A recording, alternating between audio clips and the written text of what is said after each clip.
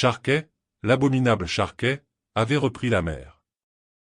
Après avoir écumé 2 ans la côte de Coromandel, sa barque de mort, l'heureuse Délivrance, rôdait au large de l'Amérique espagnole, pêcheurs ou marchands, les navires fuyaient quand sa voilure rapiécée montait, menaçante, par-dessus le cercle violet de la mer des tropiques. Comme les oiseaux se blottissent quand le faucon s'abat dans un champ, comme le peuple de la jungle rampe sur le sol et frissonne en entendant le rugissement du tigre, ainsi, à bord de tous les navires, depuis ceux de Nantucket, chasseurs de baleines, jusqu'à ceux de Charleston, transporteurs de tabac, et depuis ceux de Cadix, chargés de denrées d'Espagne, jusqu'à ceux qui vont vendre le sucre des Antilles, le saisissement fut grand quand on sut que le terrible pirate s'était encore déchaîné sur l'océan. Quelques-uns bordaient la côte, prêts à chercher refuge dans le port le plus voisin, d'autres se tenaient très loin des grandes routes commerciales.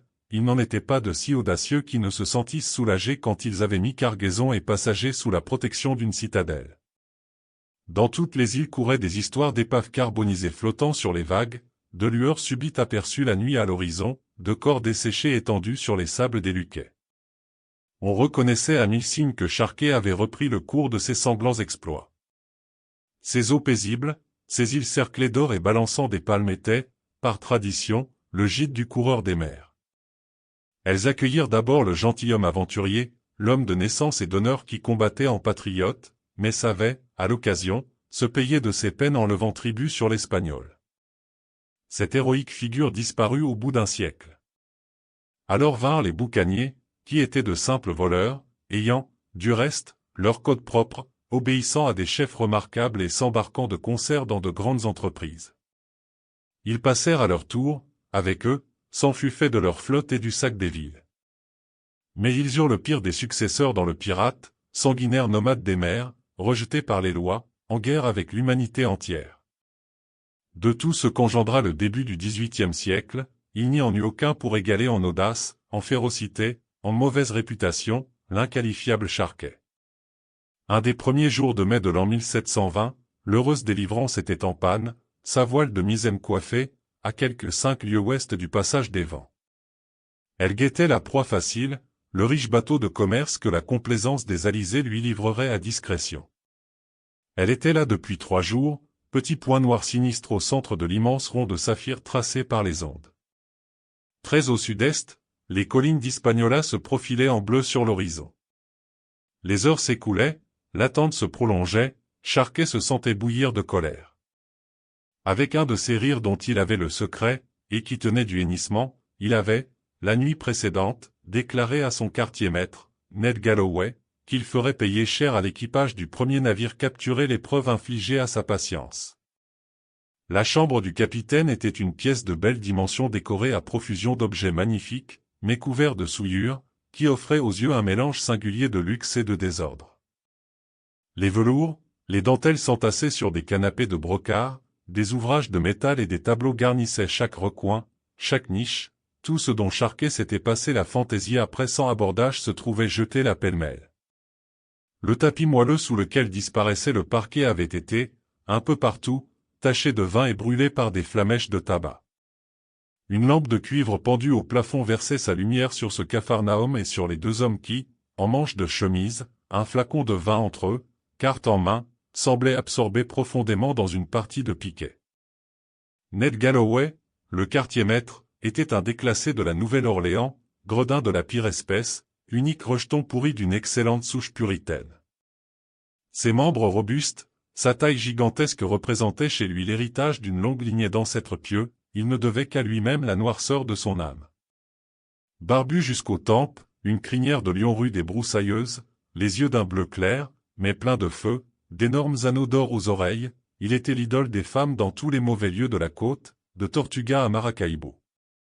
Un bonnet rouge, une ceinture de soie bleue, des culottes de velours brun que rehaussaient aux genoux des rubans de couleur vive, enfin de grandes bottes de mer constituaient le costume de cet Hercule pilleur de navires. Très différent était le capitaine John Charquet. Son visage maigre, tiré, rasé, avait une pâleur de cadavre, et tous les soleils des Indes n'avaient fait qu'exagérer davantage sa couleur de parchemin. Il était presque chauve, seul, quelques mèches d'un poil semblable à de l'étoupe couronnaient son front droit, étroit. Tout contre son nez mince, terminé en pointe, se serraient deux yeux bleus, au regard terne, bordés de rouge comme ceux d'un boule, et rien qu'à les voir des hommes énergiques reculaient de dégoût et d'épouvante. Ses mains osseuses, aux longs doigts effilés, sans cesse frémissant comme les antennes d'un insecte, jouaient continuellement avec les cartes et avec un tas de pièces d'or portugaises, placées devant lui. Son vêtement était d'un drap gris-brun, très sobre, mais, en vérité, ceux qui regardaient le redoutable visage du capitaine ne s'occupaient guère du vêtement qu'il portait. La partie fut brusquement interrompue, sous une violente poussée, la porte s'ouvrit toute grande, deux rudes compagnons, Israël Martin, le bosseman, et Red Follet, le canonnier, firent irruption dans la chambre. Charquet s'était levé en sursaut, un pistolet dans chaque main, la flamme du meurtre dans les prunelles. « Qu'est-ce que cela signifie, drôle » s'écria-t-il. « Je vois bien que si, de temps à autre, je n'abats l'un de vous, vous finirez par oublier qui je suis. Entre-t-on chez moi comme dans une taverne de Wapping ? Oui da, capitaine Charquet, répondit Martin, ce sont des propos de ce genre qui ont fini par nous échauffer les oreilles. Nous en avons assez. Et plus qu'assez, ajouta Red Follet, le canonnier. Il n'y a pas d'officier marinier à bord d'un navire pirate, bosseman, canonnier et quartier-maître sont officiers tout court, au même titre. Ai-je jamais dit le contraire ? Demanda Charquet, en proférant en juron. Vous nous avez rabaissés et malmenés devant les hommes, aussi, maintenant, nous ne voyons pas bien pourquoi nous irions risquer notre peau à vous défendre contre l'équipage. Charquet comprit qu'il se tramait quelque chose de grave. Il reposa ses pistolets, et se renversant sur son siège, montra, dans un éclair, toutes ses dents jaunes. C'est, dit-il, une triste chose que deux garçons de votre acabit, après m'avoir aidé à vider tant de bouteilles et à couper tant de gorges, me querellent aujourd'hui pour rien. Je vous sais des hommes déterminés, qui marcheriez avec moi, si je vous le demandais, contre le diable en personne. Allons. Que le steward apporte des verres, nous y noierons ce malentendu. Ce n'est pas le moment de boire, capitaine Charquet, répliqua Martin. Les hommes tiennent conseil au pied du grand mât, ils peuvent être ici à toute minute. Leurs intentions ne sont pas des meilleures, nous venions vous en avertir. Charquet courut décrocher de la muraille une épée à poignée de cuivre. Les coquins! Hurla-t-il. Quand j'en aurai vidé un de ses entrailles, peut-être les autres entendront-ils raison. Ils sont, dit Martin, une quarantaine qui s'en laisse compter par Sweetlock, le maître. Ils vous écartèleraient si vous paraissiez sur le pont, ici, du moins, nous avons quelque chance de les tenir en respect au bout de nos pistolets. À peine le bosseman achevait-il ces paroles, un grand coup, qui semblait donner avec une crosse de pistolet, fit retentir la porte, l'instant d'après, elle livrait passage à un homme grand, brun, la joue marquée d'un signe luisant et rouge. Cet homme était Sweetlock lui-même. Il rabattit un peu de son air crâne sous le regard des yeux troubles qui l'envisageaient. « Capitaine Charquet, dit-il, je viens comme porte-parole de l'équipage. »« Je vous attendais, » répondit doucement le capitaine. « Savez-vous que j'aurai le droit de vous couper en deux pour votre travail de cette nuit ? » ?»« Possible, capitaine Charquet, » répliqua le maître, « mais si vous voulez bien voir ceux qui me suivent, vous comprendrez qu'on ne me maltraiterait pas sans leur permission. »« Malheur si nous intervenons, » fit, d'en haut, une voix grondante. Et les trois officiers, levant la tête, virent une rangée de faces poilues, tannées, hideuses, penchées sur eux par l'ouverture de la claire-voie. « Soit. Que voulez-vous ? » dit Charquet. « Expliquez-vous et finissons. »« Les hommes pensent, » reprit Sweetlock, « que vous êtes le diable incarné et que, tant qu'ils navigueront en votre compagnie, ils n'ont pas à compter sur la moindre aubaine. Il y eut un temps où nous faisions tous les jours nos 2 ou 3 prises, un temps où chaque homme avait, autant qu'il voulait, de l'argent et des plaisirs. Et voici qu'une longue semaine a passé sans que nous apercevions une voile, sauf 3 misérables sloops, nous n'avons pas capturé un vaisseau depuis les Bahamas. Puis, on sait que vous avez tué Jacques Bartholomew, le charpentier, en lui brisant le crâne avec une balle, afin de nous enseigner à trembler tous pour notre peau. Enfin, on nous chicane le rhum, nous sommes à la portion congrue. Et vous ne sortez plus de votre chambre, quand il est écrit dans nos conventions que vous devez festoyer avec l'équipage. Pour tous ces motifs, il a été décidé aujourd'hui, en assemblée générale. Cependant, Charquet avait, à la dérobée, armé un pistolet par-dessous la table, et peut-être eût-il mieux valu pour le mutin n'être pas allé jusqu'au bout de son discours si, dans ce moment, le pont n'avait résonné sous des pas pressés, et si un novice, tout ému de la nouvelle qu'il apportait, ne s'était précipité dans la chambre. « Un navire » cria-t-il, « un grand navire. Et tout près de nous. » Le tumulte s'apaisa sur l'heure. Les hommes coururent à leur poste. Un grand navire, porté doucement par les alizés, voguait en effet à courte distance, toute voile dehors. Il devait venir de loin et ne soupçonnait guère les dangers de la mer des Caraïbes, car il ne faisait rien pour éviter cette barque noire et basse, si proche. Telle était son audace que les pirates, tout en larguant les palans de leurs canons et en hissant leurs fanaux de combat, se demandèrent un moment si un vaisseau de guerre ne venait pas de les prendre à l'improviste. Mais quand ils virent ses flancs bombés, ses formes sans noblesse, son gréement, un cri d'exaltation leur échappa. Il ne leur fallut qu'un instant pour faire servir, aborder, jeter les grappins et s'abattre comme une lame, hurlant et blasphémant, sur le pont du navire. Une demi-douzaine d'hommes de quart succombèrent à leur poste.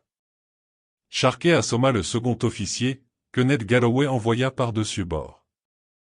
Les dormeurs n'avaient pas eu le temps de s'éveiller sur leur couchette que le navire appartenait aux assaillants. Il se trouva que c'était le Portobello, voyageant aux ordres pour le compte du capitaine Hardy, et se rendant de Londres à Kingston, en Jamaïque, avec une cargaison de fer à cerceau et de cotonnade. La cargaison n'avait pas d'intérêt, mais le coffre contenait 1 millier de guinées, et il y avait parmi les passagers 2 ou 3 riches planteurs de la Jamaïque, qui rapportaient de leur visite à Londres des cassettes bien garnies.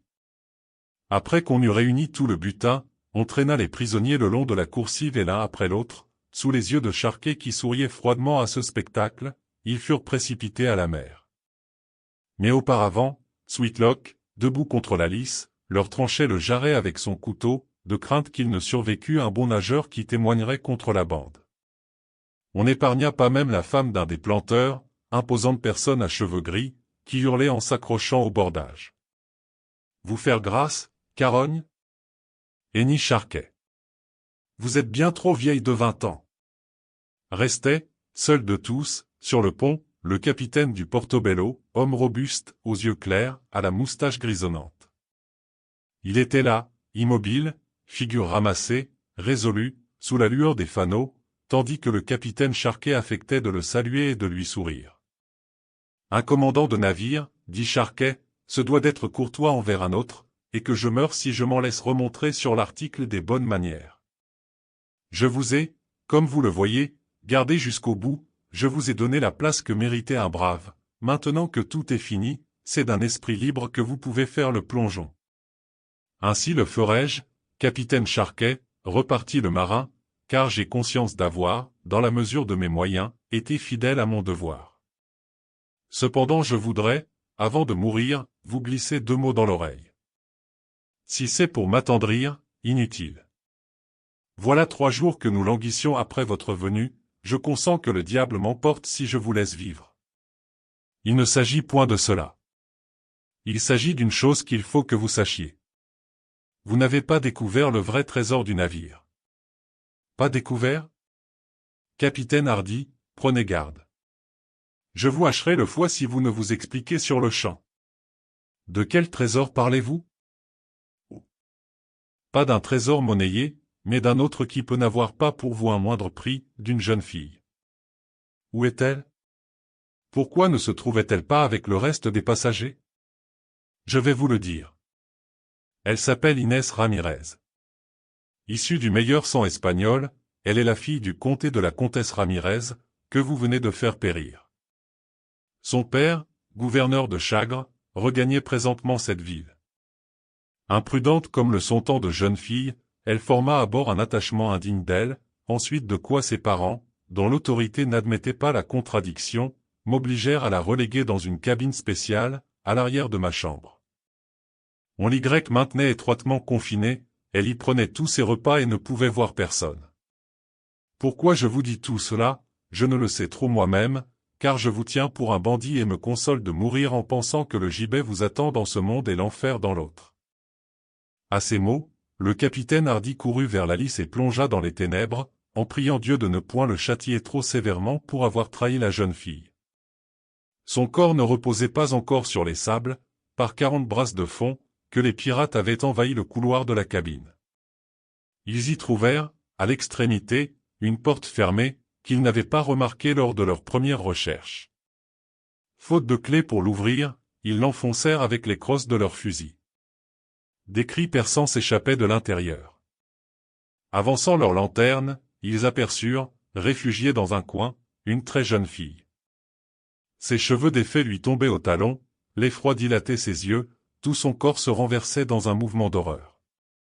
Des mains brutales la grippèrent, on la força de se redresser, on la traîna hurlante devant Charquet. Il l'examina longuement, amoureusement, à la lueur d'un fanal, puis il partit de rire, et se penchant, il lui imprima, de la main, sur la joue, une marque sanglante. « Jeune fille, dit-il, c'est ainsi qu'on marque les brebis chez les pirates. » Puis, se retournant vers ses hommes. « Qu'on l'emmène et qu'on la traite avec égard. Ensuite, vous coulerez le bateau, et nous reviendrons à nos affaires. » Il y eut franche lippée, cette nuit-là, dans la chambre de l'heureuse délivrance. On y but sec. 2 hommes y faisaient raison au capitaine, l'un était le quartier-maître, l'autre était Stable, le chirurgien, qui avait eu naguère la plus belle clientèle de Charleston, et qui, forcé de fuir la justice pour s'être permis quelque liberté envers un malade, avait porté ses talents chez les pirates. Il avait, ce soir, comme eux, perdu la tête, il était rouge d'ivresse et mûr pour les pires forfaits, quand la pensée de la jeune prisonnière lui revint tout d'un coup à la mémoire. Il donna l'ordre au steward nègre de l'aller chercher incontinent. Inès Ramirez avait, à présent, tout compris, la mort de son père et de sa mère, et sa propre situation entre les mains des meurtriers. Mais, avec le sentiment de la vérité, le calme s'était fait en elle, quand elle entra dans la chambre, son fier visage brun ne laissait pas voir le moindre trouble, au contraire, sa bouche avait cette étrange fermeté, ses yeux cet éclat particulier où se trahissent les grands espoirs. Elle sourit au capitaine quand, s'étant levé, il la prit par la taille. « Mort de ma vie !» s'écria-t-il, voilà ce qui s'appelle une vaillante fille. Elle était née pour être la femme d'un pirate. Venez, monnoiselle, buvons à notre amitié. Article 6, toute bonne prise est commune, interrompit le chirurgien, entre deux hoquets. Oui, capitaine Charquet, appuya Galloway, ainsi le veut l'article 6, nous nous y tiendrons. Quiconque s'interposerait entre elle et moi, j'en ferai de la chair à pâté. Rugit le capitaine, en promenant ses yeux de poisson tour à tour sur le chirurgien et le quartier-maître. Je vous l'atteste, jeune fille, il n'est pas encore au monde l'homme qui vous prendrait à John Charquet. Asseyez-vous sur mes genoux, entourez-moi de vos bras, comme cela. Le diable m'emporte si elle ne m'a pas aimé à première vue. Que aviez-vous donc fait, ma jolie, pour qu'on vous eût mise au fer sur votre navire?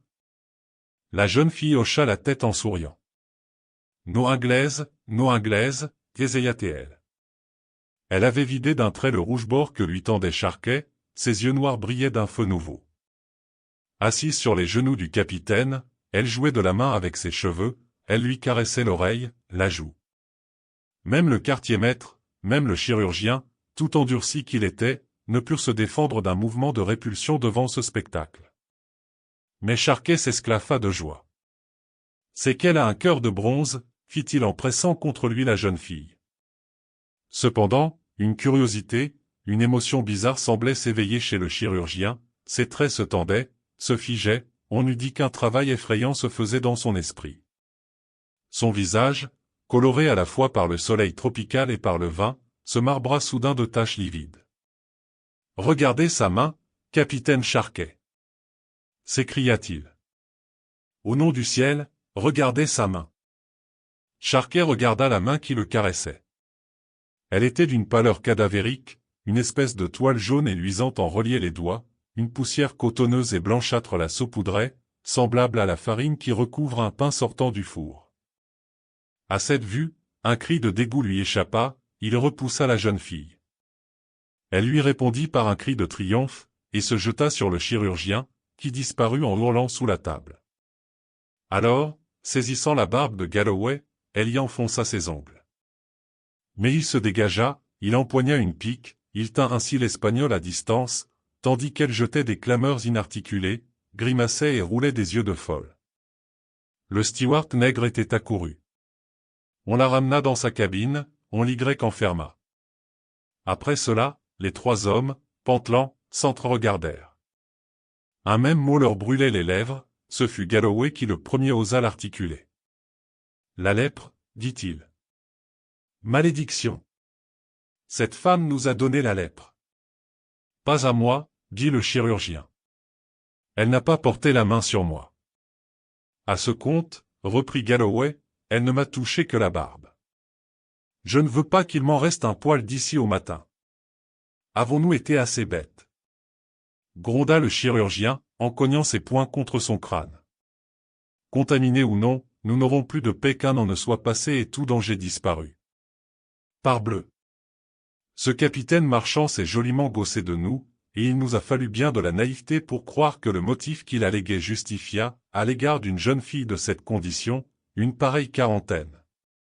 Enfoncé dans sa chaise, Charquet avait écouté le chirurgien en essuyant d'un mouchoir rouge la poudre fatale qui lui souillait le front. « Et moi, fit-il d'une voix terrible et geignarde, que dites-vous de moi, le chauve? Y a-t-il pour moi aucun espoir? Mais parlez, parlez donc, coquin, si vous ne voulez pas que je vous assomme. Je le répète, y a-t-il quelque espoir pour moi? » Le chirurgien fit un geste de dénégation. « Capitaine Charquet, répondit-il, ce serait commettre une mauvaise action que de vous mentir. L'infection est sur vous.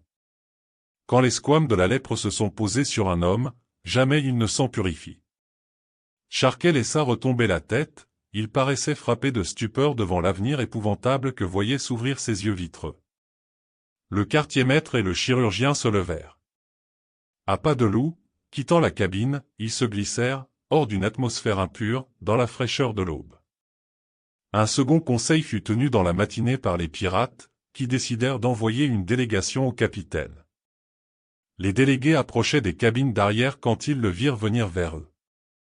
Il avait l'enfer dans les yeux et il portait une paire de pistolets en bandoulière. « La mer vous engloutisse tous, canaille !» rugit-il. « D'où vous vient l'audace de traverser mon chemin? Avancez, donc, que je vous étripe, Sweetlock. À moi, Galloway, Martin, Follet. Faisons, à coups de fusil, rentrer au chenil cette meute. » Mais ses officiers ne lui obéissaient plus, personne ne vint à son aide. Des hommes se jetèrent sur lui. Un d'eux tomba, traversé par une balle. Les autres, ayant fini par le maîtriser, le hissèrent vivement au grand mât. Il les examinait encore à la ronde, et celui que rencontrait son regard voilé n'en était pas plus fier. « Capitaine Charquet, dit Sweetlock, vous vous êtes mal conduit envers un bon nombre d'entre nous. Vous venez d'abattre John Master d'un coup de pistolet. Déjà vous aviez cassé la tête à Bartholomew, le charpentier, avec une balle. Tout cela pourrait vous être pardonné, vu que vous avez été notre chef pendant des années et que nous nous sommes engagés par écrit à servir sous vos ordres aussi longtemps que durera ce voyage. Mais nous savons maintenant quelle belle prise vous avez à bord. Vous êtes empoisonné jusqu'aux moelles. Tant que vous serez ici à pourrir, il n'y aura plus pour nous de sécurité, bientôt nous tournerons tous en corruption et en ordure. Donc, John Charquet, nous, pirates de l'heureuse délivrance, réunis en conseil, avons décidé que, pendant qu'il en est temps encore et avant que le fléau ne s'étende, vous serez jeté dans un canot et livré à la dérive, pour subir le sort qu'il plaît au hasard de vous réserver. Charquet ne répondit pas, il se contenta de parcourir d'un regard lent, sinistre, le cercle que formait autour de lui l'équipage. Cependant on avait amené la yole du bord, on l'Y descendit au moyen d'une corde, les mains liées. « Filez tout !» commanda Sweetlock. Un instant, maître Sweetlock, fit l'un des hommes. « Et la fille? Allons-nous la garder à bord pour qu'elle nous empoisonne tous? » Expédiez-la aussi, dit un autre. Et tous de hurler leur approbation. On fit, à la pointe des pics, sortir de sa cabine la jeune fille, on la poussa vers le canot. Dans ce corps en décomposition vivait l'âme insolente et hautaine de l'Espagne, Inès Ramirez, en passant devant ses ravisseurs, les toisa d'un air de victoire. Au moment où on larguait les garants, un chœur de voix railleuse s'éleva du navire. « Bonne chance, capitaine! Dieu bénisse votre lune de miel !» Et l'heureuse Délivrance, courant devant l'Alizé, eut bientôt laissé loin en arrière le frêle esquif, tache minuscule sur l'étendue des flots. Extrait du journal de bord de l'Hécate, vaisseau de 50 canons de la flotte de SM, en croisière au large du continent d'Amérique. 26 janvier 1721. Le bœuf salé étant devenu impropre à la consommation et 5 hommes de l'équipage étant couchés par le scorbut, j'ai, aujourd'hui, envoyé 2 détachements à la pointe nord-ouest d'Hispaniola pour y chercher des fruits. 7 heures, soir. Les 2 canots sont revenus, rapportant du fruit en abondance et 2 béhufs. Monsieur Woodruff, le maître, déclare que près du lieu de l'atterrissage a été trouvé le squelette d'une femme, dont le costume dénotait une Européenne et une personne de qualité. Il y avait, à côté d'elle, une grosse pierre avec laquelle on lui avait broyé le crâne, non loin de là s'élevait une hutte de gazon qu'un homme avait habité quelque temps, ainsi qu'en témoignaient des morceaux de bois en partie carbonisés, des os et divers autres indices. Le bruit court sur la côte que Charquet, le pirate sanguinaire, fut abandonné l'an dernier dans ces parages. On ignore s'il a pu gagner l'intérieur ou s'il aura été recueilli par quelque bateau. Pour peu qu'il navigue encore, Dieu veuille l'envoyer à bonne portée de nos canons.